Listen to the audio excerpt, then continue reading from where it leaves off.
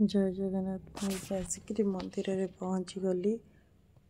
आसिक देखिली बहुत सारा फूल थुआई जड़े कि भक्त आनी जापर आसे भाईना को कहली महादेव को ऊपर पानी चढ़े देवाई भाईना पानी चढ़े दे सारापर नॉर्मल आम कथा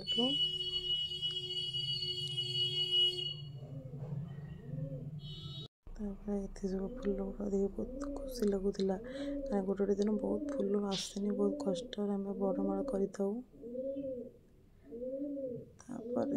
सारा चंपा को देखी भाविली कौन करी चंपा फूल भाविली अलका करदेवी सब फूल को बाछिक अलग अलग रखी सारापर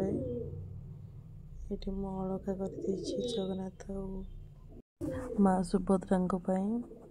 जगन्नाथ बलभद्र माँ सुभद्रा अलका हो गला ये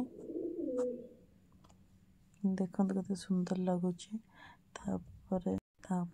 बसणी बना जाऊँगी आंटी मैंने बसणी बनाऊँ जेहतु बड़माड़ सरी जाता काली से आज सब बसणी बना जाते सारा फूल देखिए समस्त तो बहुत खुशी होते ये बसणी बनी सारा अलका भी बनी सारी ये बसणी अलका दिगला जगन्नाथ महाप्रभु को पिंधा जी बोली लक्ष्मी माँ पाखे झूठी पकई मैंने से रंगोली पकईगली रंगोली पकई सारापर माँ को पूजा करी पूजा कर माँ को नमस्कार टिफिन आने टिफिन आने रास्तार देखिले जड़े बेलपत्र बेलपत्र आ कि पानी से बिकुच पार्क साइड रे गैस टिक देखिए मुझे पी नेली आंटी पी लेनी मना करते से पी सारापर बाहरी गलु टिफिन मन खुश जो बहुत भल खाଇବା दिखती हाइजेनिक थाए ब्लैक जोरे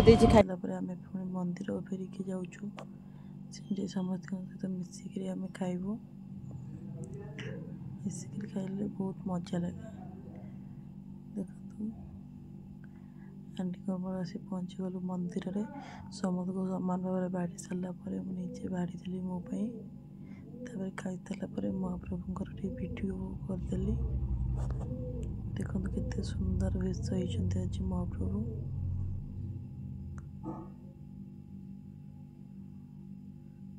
बहुत सुंदर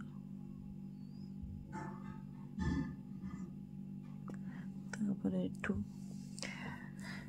महाप्रभु को दर्शन कर सारापर मो भौणी बाहरी आसिली रूम को जीवाई तो भर बाबा भी देखागले सहित देखा किसी कथा किसी कथा ही नी वन के घरे थे रूम को जाऊँ जय जगन्नाथ।